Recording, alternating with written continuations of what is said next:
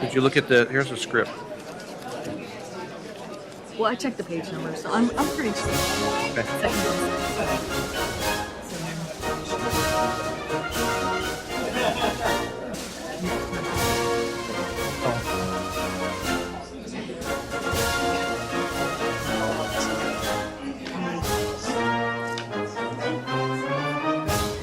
And then they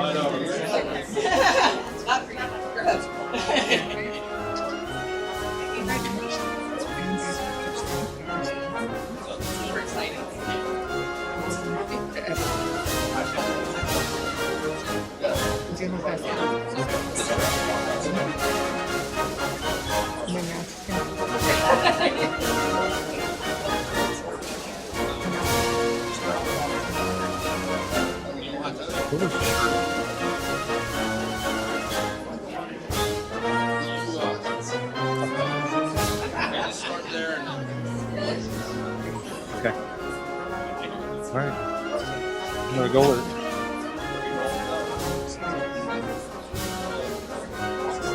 It is hard.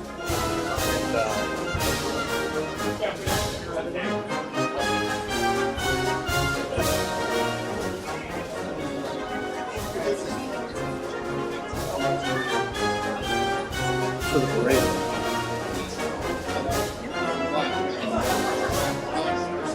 Parade's over there now.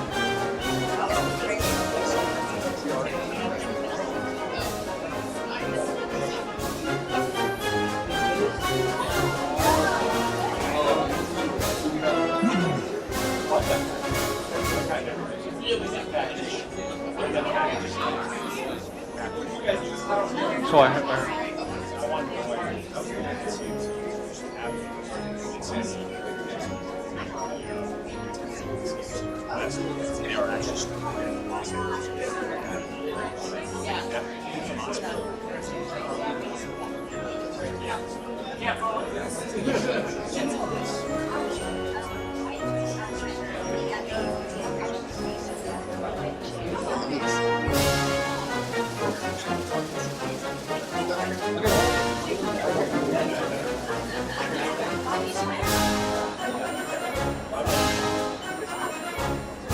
better to work out here.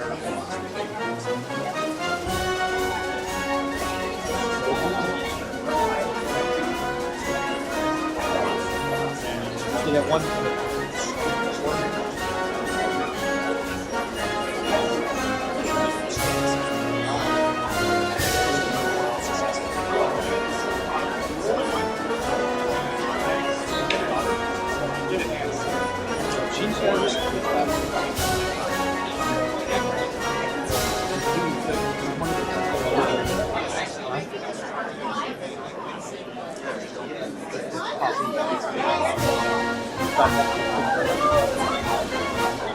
No, my whole thing is I've never been to one where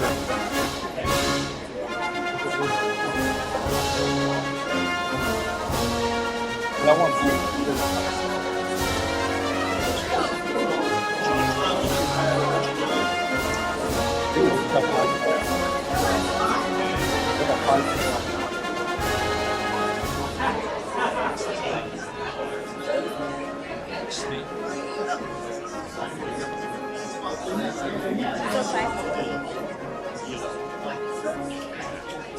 it's just the you know the yeah.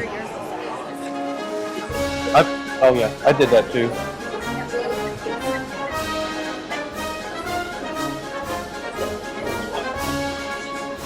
That would be really bad.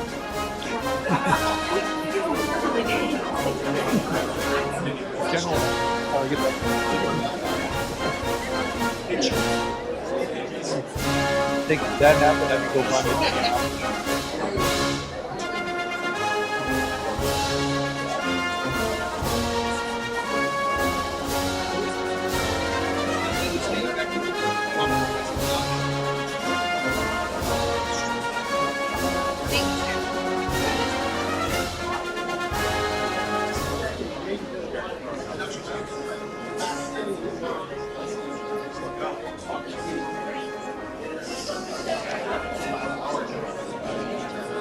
Jonathan.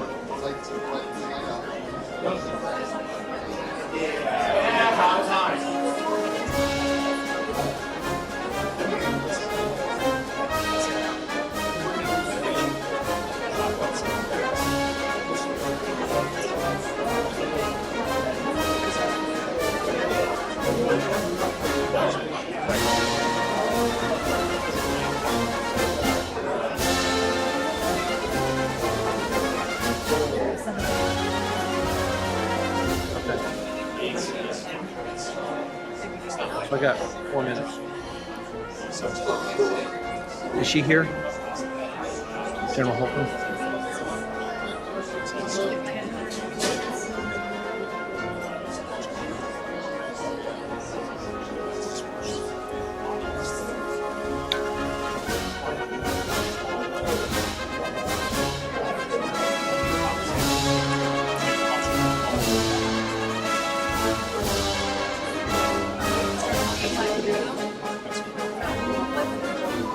Yeah, that's what it says here. We got about 3 minutes. Hey, great. 3 minutes.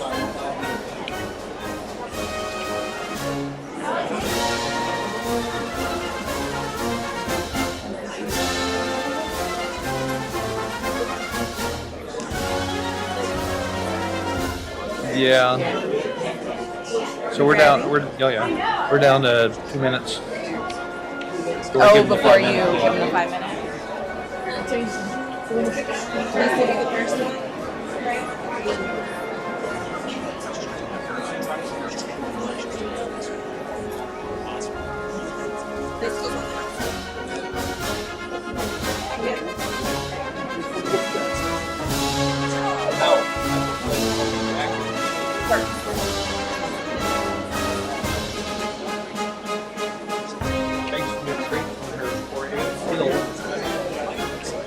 No, 4 ends. I work 4 days all the time. You love us. I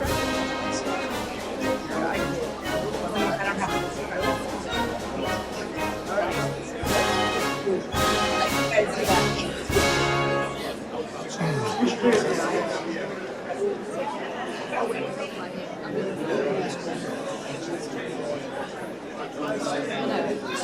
Behind here, I'm gonna fix. Okay. I got That crease is on my toe. It's driving me crazy. About 1 minute. Where'd you go? Oh, 1 minute. I'll wait until you read your points. We don't need to. They're gonna come in over there, right? For the official party, right?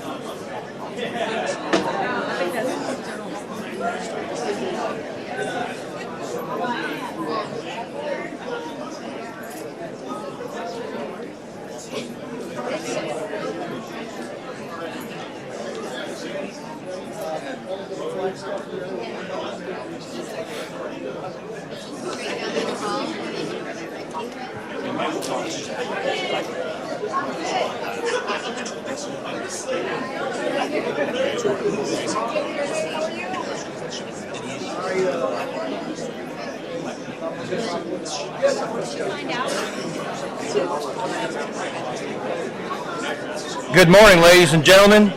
Thank you. Welcome to today's ceremony. As a courtesy to those honored guests and today's proceedings, we ask that you please turn off all cell phones and electronic devices for the duration of the ceremony.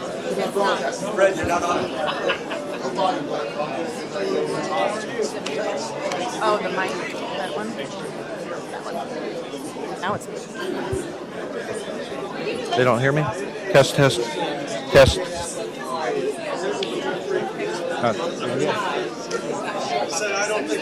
Test. Good morning, ladies and gentlemen. Welcome to today's ceremony.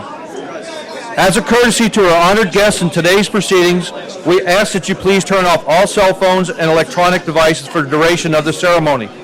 Our ceremony will begin momentarily. Thank you. They're telling me they can hear me, John.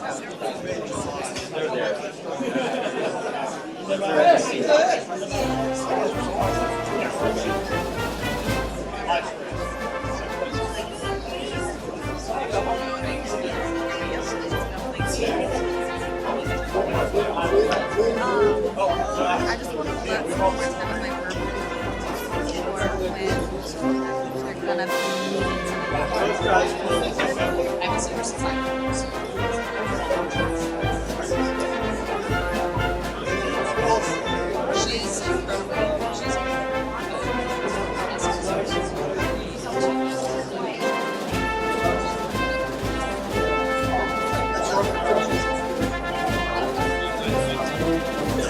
Okay, so when he moves to remove the jacket, that's when I can come over and she's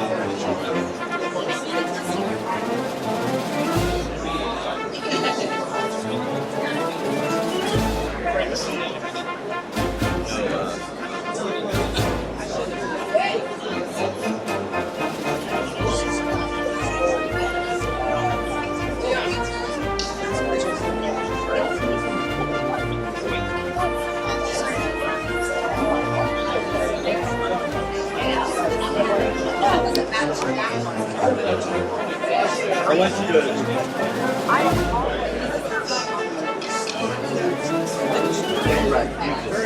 Okay. Today, we pay special tribute to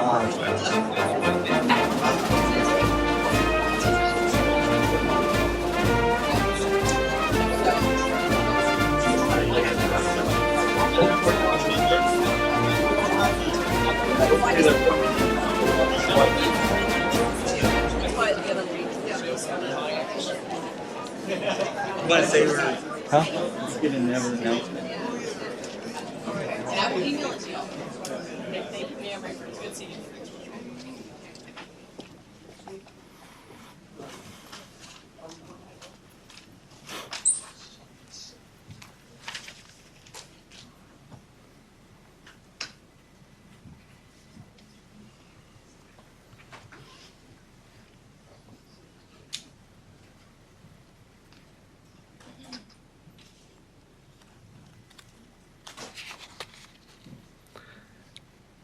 Ladies and gentlemen, today we pay special tribute to Colonel Jack M. Davis on the occasion of his promotion to Brigadier General.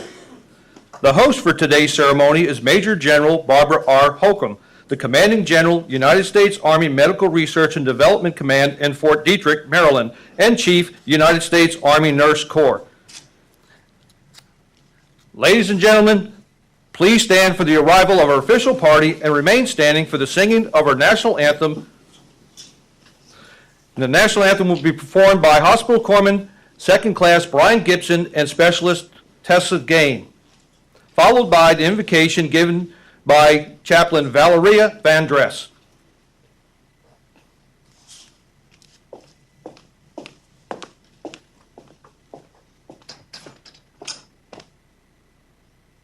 Oh, say, can you?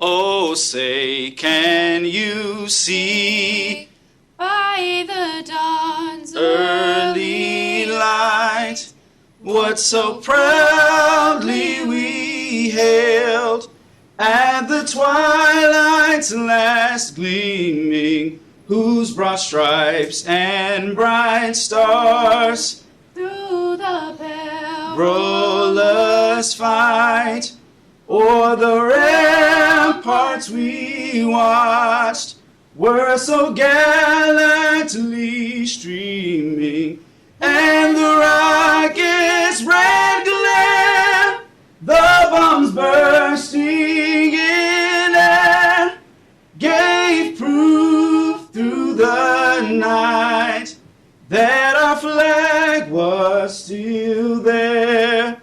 Oh, say does that star-spangled banner yet wave o'er the land of the free and the home of the brave?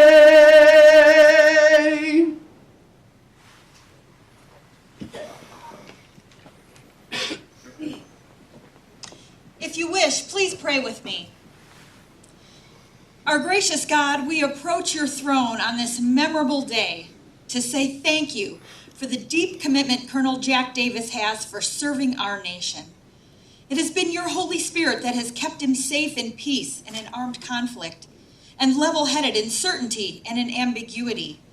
And today you have granted him the opportunity to lead at a level that will strategically impact the Army Nurse Corps, the Regional Health Command Pacific, and indeed, the United States Army. Your word tells us that you are the one who raises up kings and deposes them, and today you have elected to raise up your servant, Colonel Jack Davis, to be a general officer.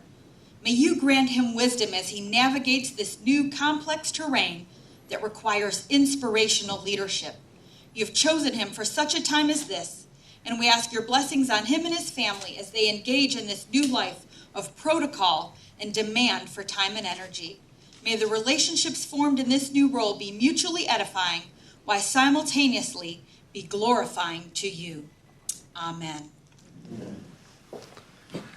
Ladies and gentlemen, please be seated.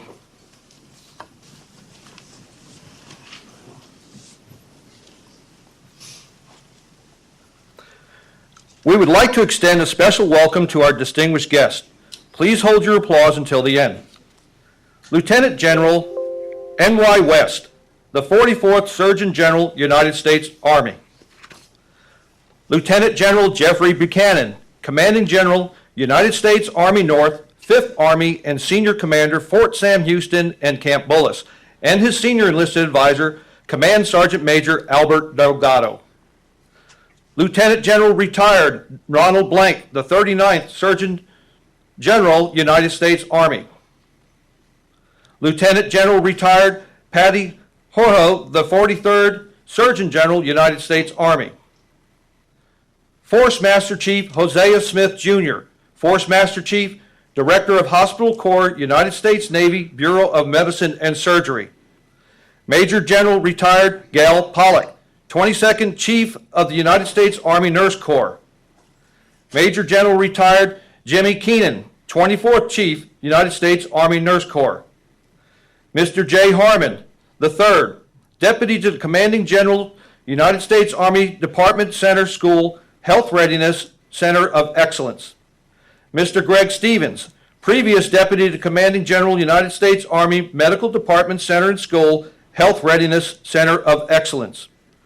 Command Sergeant Major William O'Neill, Command Sergeant Major, United States Army Medical Department Center and School, Health Readiness Center of Excellence, with his wife, Roxanne. Chief Master Sergeant Charles Frizzell, Command Chief Master Sergeant, 59th Medical Wing.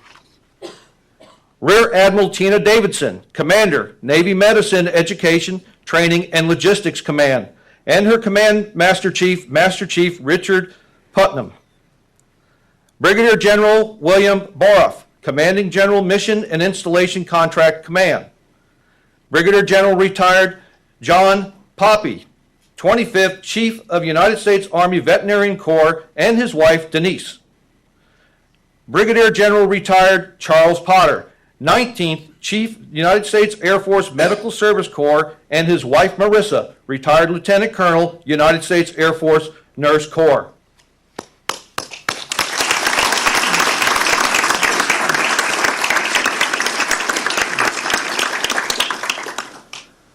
Colonel Davis is joined today by his wife, Mrs. Jackie Davis, daughter Miss Katie Davis, son Mr. Jacob Davis, and stepson Mr. Jeremy Mahan. In addition to the family attending today, we would like to extend a warm welcome to the many distinguished senior civilian and military leaders, trusted mentors, dear friends, soldiers, sailors, airmen, and civilians. On behalf of Colonel Davis and his family, they are honored and thank you for joining them for today's ceremony. Ladies and gentlemen, at this time, it gives me great pleasure to introduce our host for today's ceremony, Major General Barbara R. Holcomb.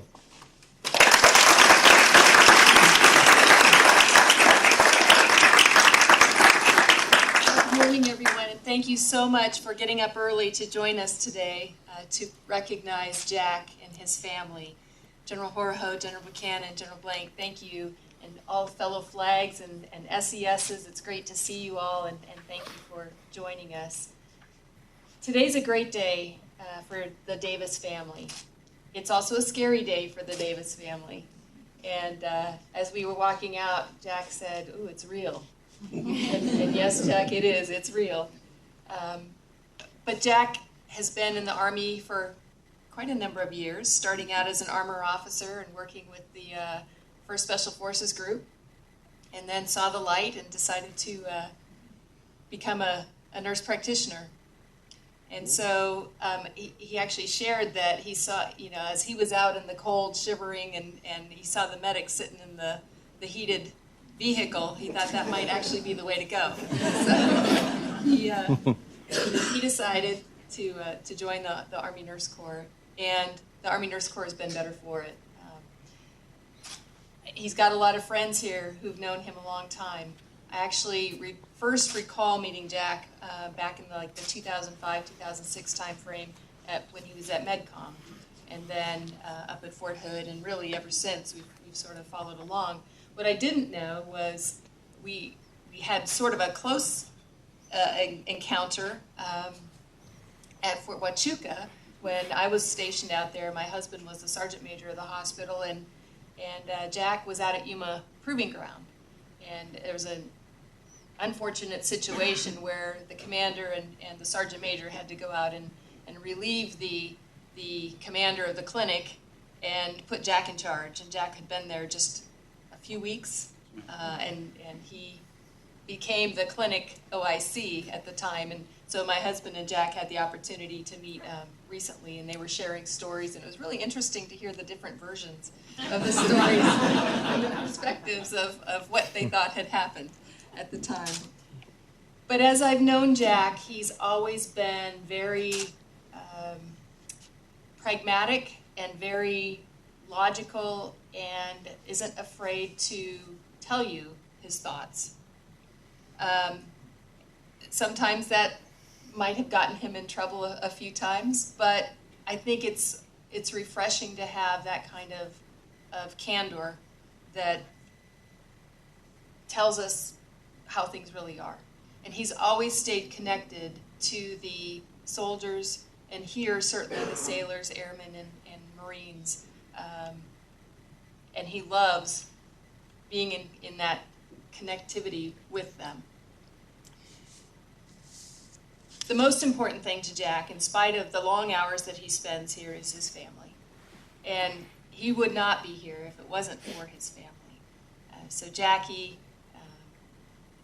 this is a new adventure for you as well. It's one that you get to do together. And I think, Jack, you're going to get a new cell phone so that you guys can Skype, or you can FaceTime, or whatever, wherever you are in the world. But they tell me with your current phone, you can't do that. So when you get promoted, you have to upgrade. Jack had shared that some of his proudest moments and accomplishments really involve his family. Watching his daughter graduate from A&M with her nursing degree. Finishing the War College was a great accomplishment. And then surviving the Special Forces qualification course was a long time ago, but certainly the first step in a great career. His favorite and most powerful memories include, ma'am, come on in. Not to want to call attention, but we come on in.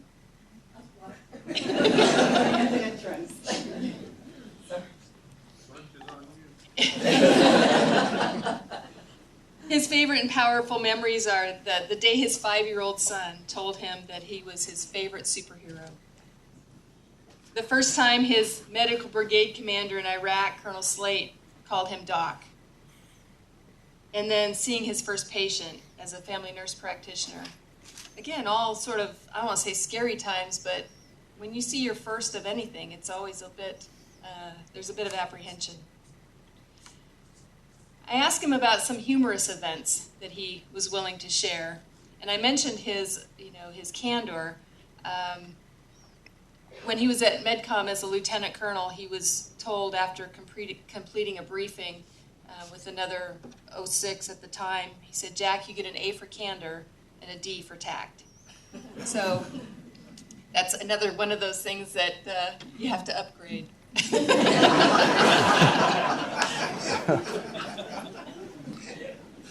This one I thought was humorous because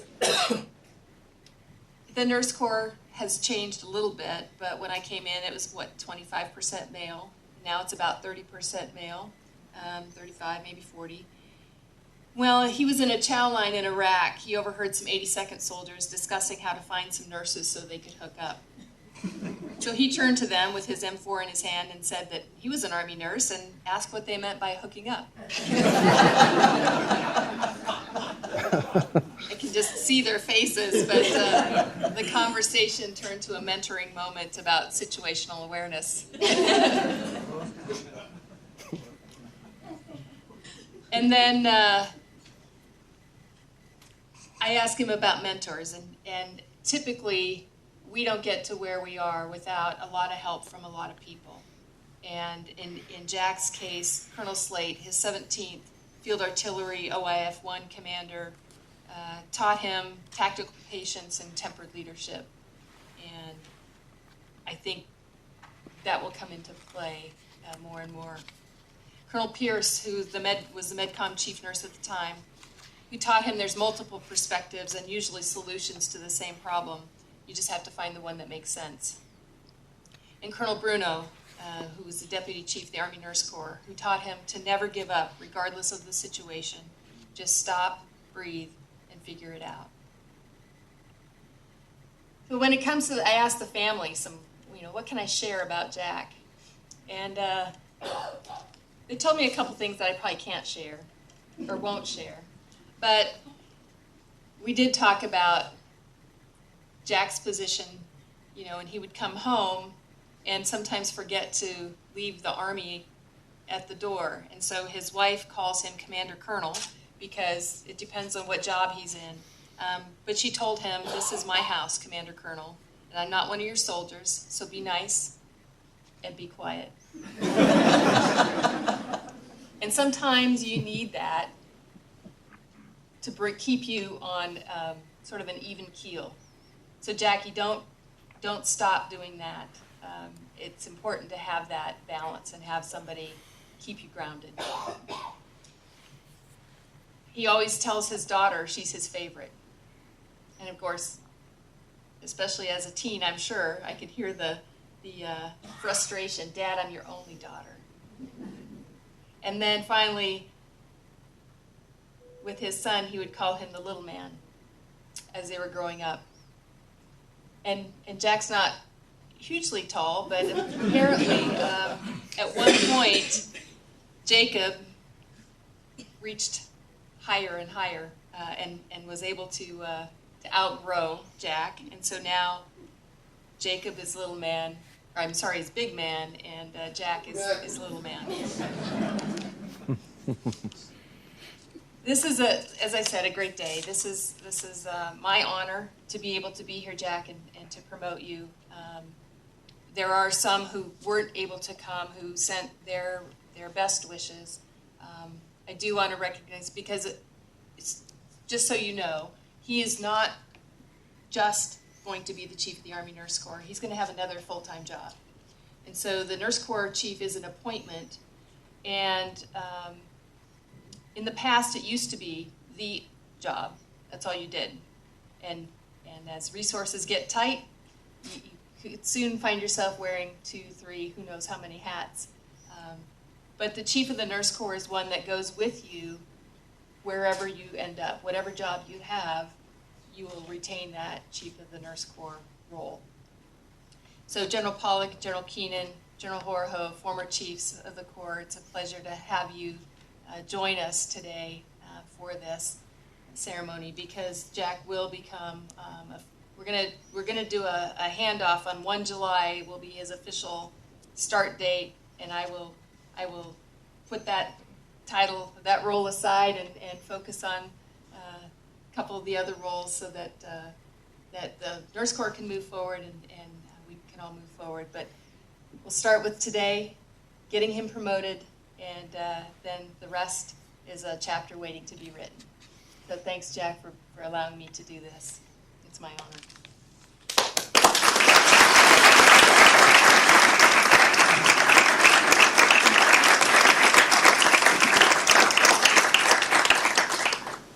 I would like to ask Colonel Davis's wife, Jackie, daughter Katie, son Jacob, and stepson Jeremy to please come forward and join him on the stage.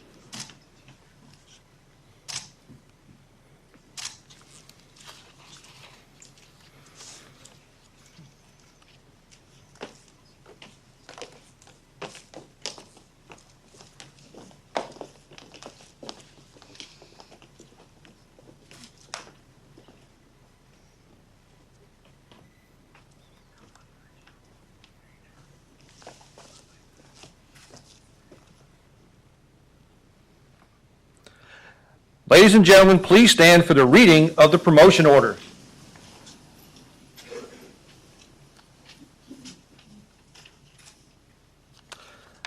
Attention to orders. The President of the United States has reposed special trust and confidence in the patriotism, valor, fidelity, and abilities of Jack M. Davis. In view of these qualities and his demonstrated potential for increased responsibility, he is therefore promoted in the United States Army from Colonel to Brigadier General, effective 2nd day of June 2019, by order of the Secretary of the Army, Mark Esper.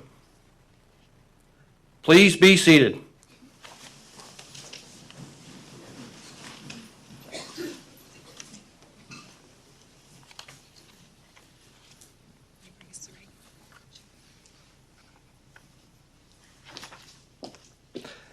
Major General Holcomb and Brigadier General Davis's wife, Jackie, will now place Brigadier General Davis's new one-star shoulder boards on his jacket.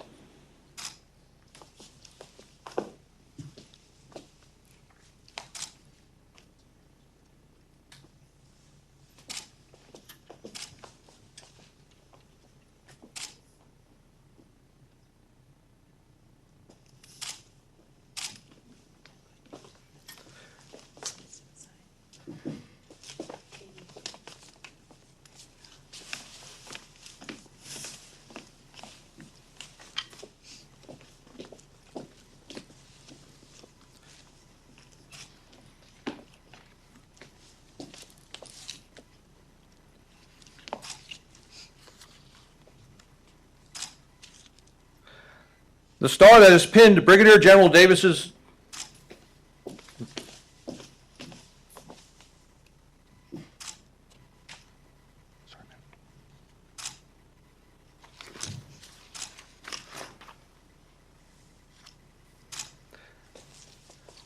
The epaulets Brigadier General Davis's are now wearing hold special meaning, value, and tradition. They were originally purchased by Brigadier General Dunlap, the 14th Chief of the Army Nurse Corps, for Brigadier General Bester. Brigadier General Bester was the 20th Chief of the Army Nurse Corps. Furthermore, Brigadier General Bester was the last one-star Chief of the Army Nurse Corps had. The epaulets have now been gifted to Brigadier General Davis as a legacy to the importance of mentorship in developing future leaders. These epaulets will forever have their place in history of Army medicine and the Army Nurse Corps.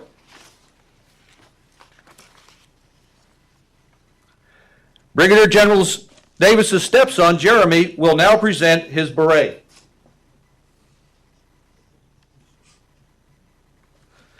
The star that is pinned to Brigadier General Davis's beret has a long history in the Army Nurse Corps. On July 11, 1970, it was first worn by Brigadier General Anna Mae Hayes on her dress uniform during her pinning.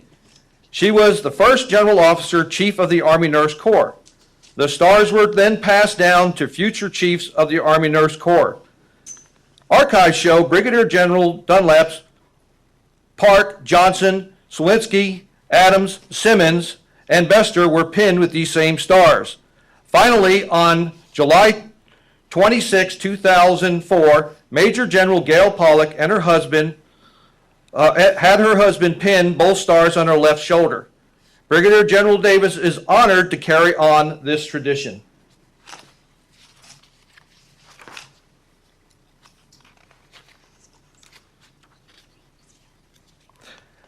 Major General Holcomb will now present Brigadier General Davis with his General Officer Belt.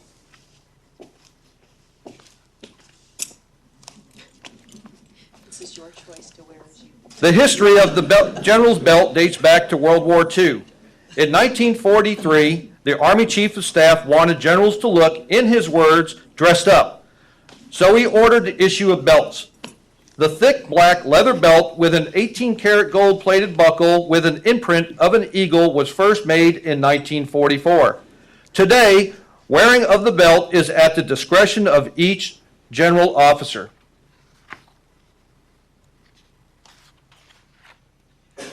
Major General Holcomb will now present Brigadier General Davis with his certificate of promotion. Brigadier General Davis's family will be escorted to their seats. Yes, we don't have the certificate. Okay. That paper copy thing over there.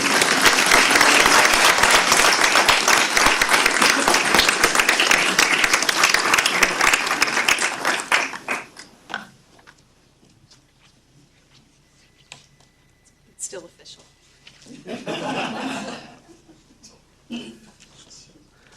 Please stand.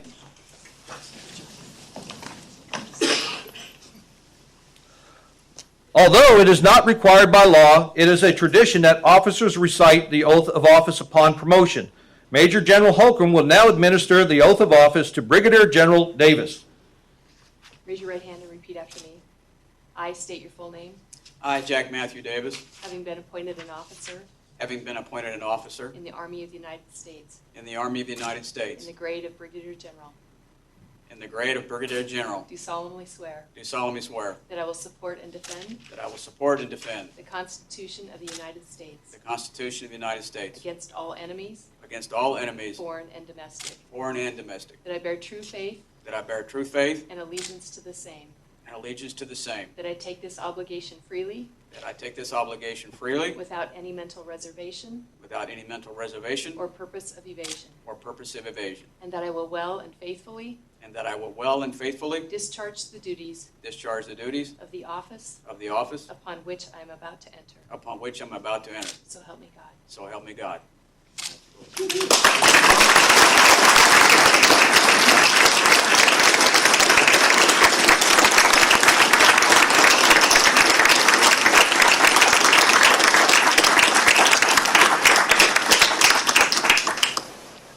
Please be seated.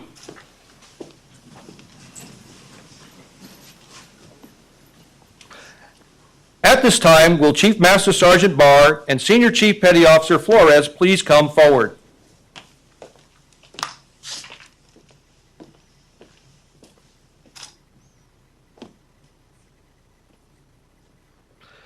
In the early 20th century, the War Department designed flags for their generals and admirals. Chief Barr, along with Senior Chief Flores, will now uncase and post Brigadier General Davis's Army Medical Department General Officer flag.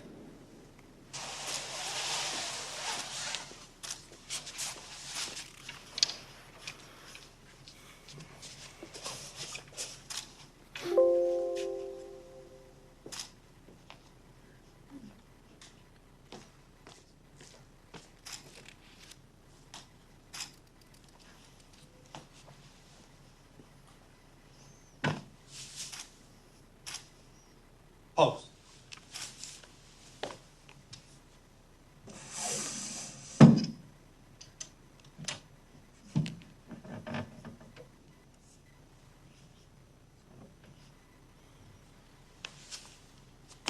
Center, please.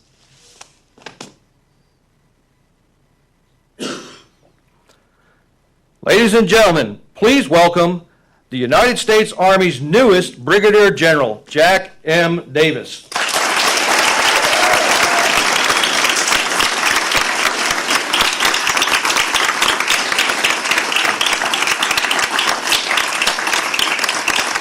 Brigadier General Davis will now present flowers and gifts to his family.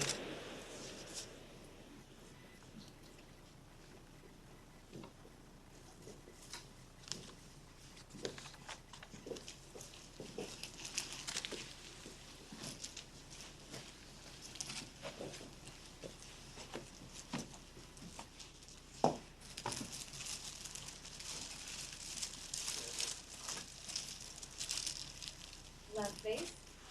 Forward march.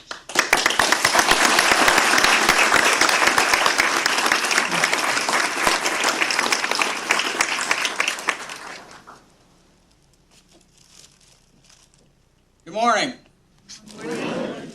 Actually, I was supposed to do that, but it was decided by the group in total that one opportunity for me to fall down the stairs was quite enough. So I asked the young airmen to do it for me, so I really appreciate that. You know, I was very, very nervous standing outside with General Holcomb, and then when I got in here and saw all the faces that I recognized, people from my life, I lost a little of that, so I appreciate that very much. But, so all I can really say is wow, wow. So I'll go ahead and get started here, and so we can get rolling. I want to genuinely thank everyone for coming this morning. Lieutenant General West, Lieutenant General Buchanan, Lieutenant General Blank, Lieutenant General Horoho, Forrest Smith, Major General Pollock, Major General Keenan, Mr. Harmon, Mr. Stevens, Command Sergeant Major O'Neill, Ms. O'Neill, Chief Master Sergeant Frazil, Rear Admiral Davidson, Master Chief Putnam, Brigadier General Boroff, Brigadier General Poppy, Miss Poppy, Brigadier General Potter, and Mrs. Potter, Commanders, Sergeants Majors, special guests, and friends.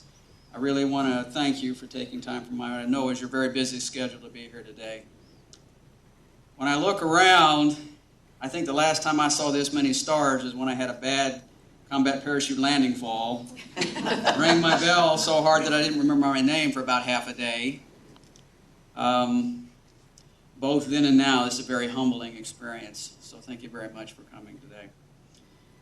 Everyone always says they're going to be really short with these things, but I promise I will. Besides, I want my military family to have the opportunity to enjoy some, what I'm told is some really good chow over at the reception in the Student Activity Center. In the last few days, I was struggling with what to say when I got up here. And the other morning, I was actually in the gym. I do a lot of my best thinking in the gym. I think it's because the oxygen deprivation actually clears my head for a second. I'm not sure. But anyway, to that point, I had kind of an epiphany. And that epiphany was I needed to just stop, slow down, and realize that this is not about me. It's not about me at all.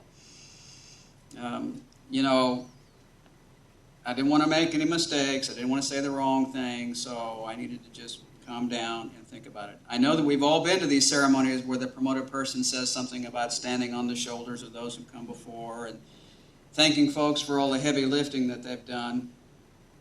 And while I absolutely agree with that, I want to add just a little bit to it from my perspective. And what I mean is that during events like today, we clearly should recognize those who have gone before and paved the way for our good fortune, freedoms, and military heritage.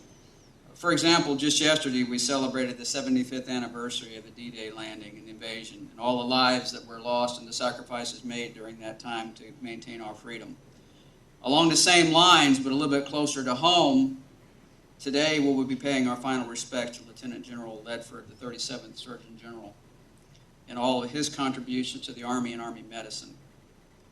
Just two examples of the tremendous contributions made by our predecessors.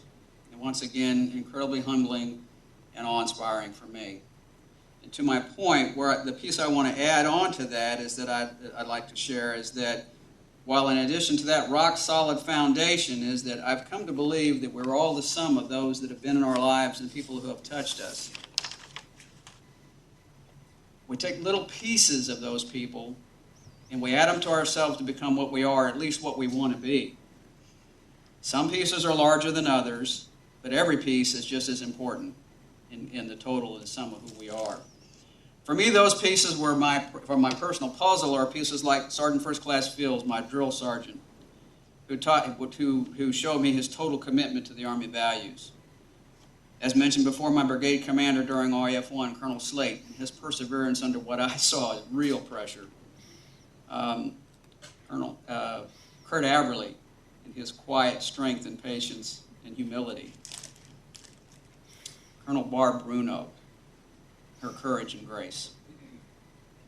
Major General Jones and his vision for the future. Sergeant Major Gregg and his professionalism and dedication. Colonel Bruce McVeigh and his tenacity and drive. Colonel Risa Ware, her candor and her friendship. Major General Whiteman's strength of character.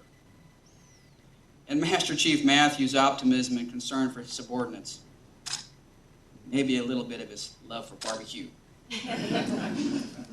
I could go on listing all the people that have made contributions to what makes me. I could probably do that all day. I'm sure this afternoon I'm going to be kicking myself for not mentioning somebody like Ray, Bill, Joel, Paul, Keith, Sharon, Mikes. See how I snuck some extra names in there? There are so many names, as I mentioned already, the people that have had parts of my life. I've even drawn from my family, my daughter Katie's compassion and caring, my son's pragmatism and determination, and of course my wife's warmth and patience, big-time patience. So I guess my point is that, in a manner of speaking, this is an acknowledgement of all those people getting promoted, past and present, and not me at all. And for that I am profoundly grateful, honored, and very humbled. I do want to take just a quick second of your time to thank all those folks who worked so hard on this ceremony and made it happen. Major General Holcomb, thank you so much. You've always been a mentor and a friend. And to your point, you're absolutely going to be on speed dial, whether it's my iPhone 4 or not.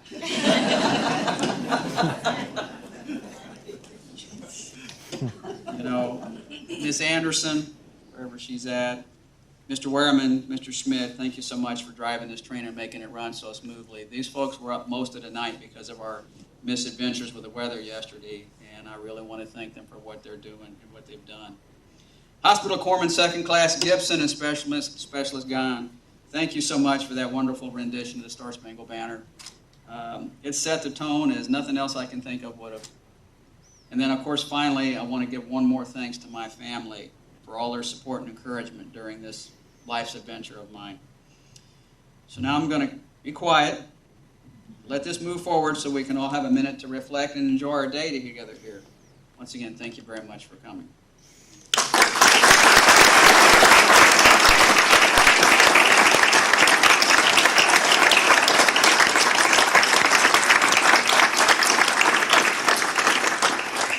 Ladies and gentlemen, thank you for attending today's ceremony. Please stand for the singing of the Army song, and the words to the Army song are located in your program.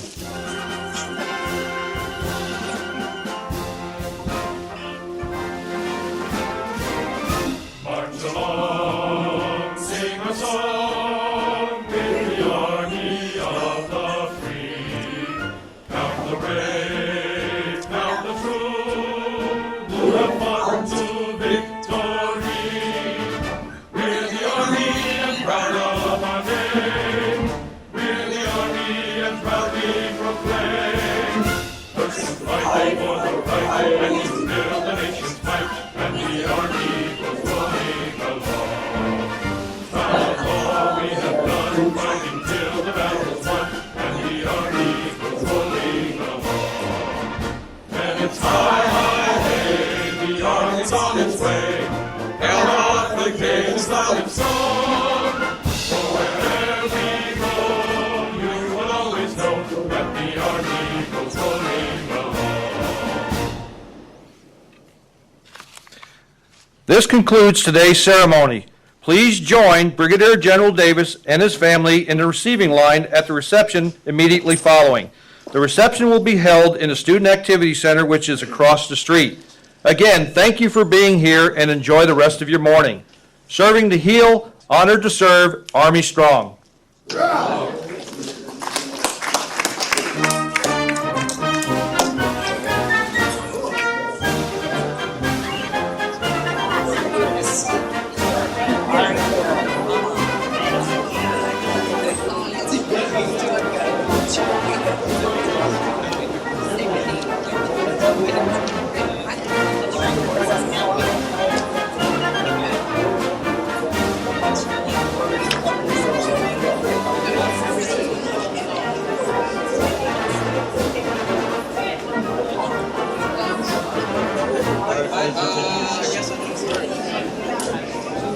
Tell her hello. I think you should wear it. Need some bling on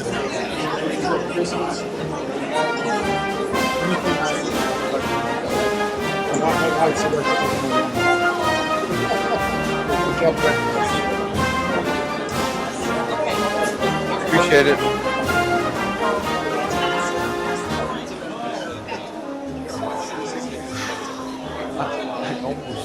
I know, I heard it. I caught it. Everybody started chuckling because they heard it too. I knew how to do it. Almost. It But almost. you caught yourself. Oh, it's such a pleasure. Yes. How are you, Patty? It's a pleasure. It almost came out Air Force. Yes, thank you with both appointments. Let me just say, you moved Mount Single number 2 number 1. That's, I'll just go to you direct.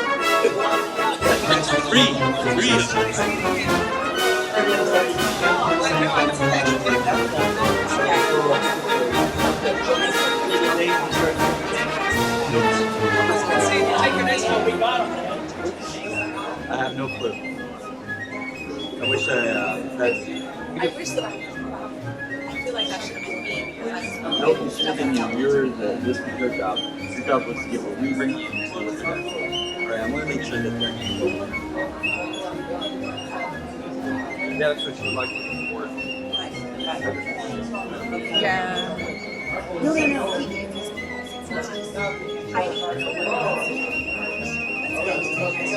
Okay. I didn't super These are slides. And not any of that.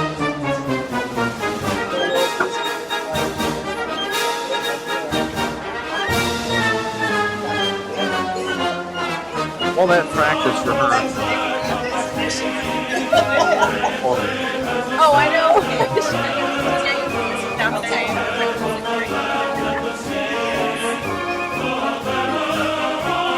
It'll all be forgotten here.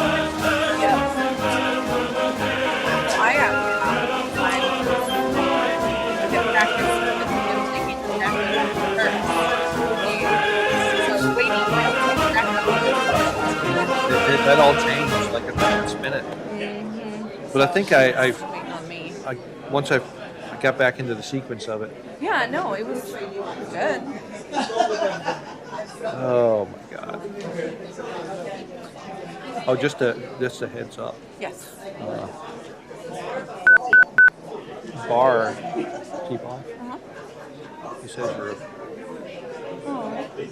He wants you to make text on. I want to make Yeah. decisions. He said that yesterday. I feel super confident. How much you missed it by last year? 3 or 4? Yeah. So I definitely put in more time studying this year. I just hope that the Air Force doesn't change their percentages too much Oh, from gotcha. last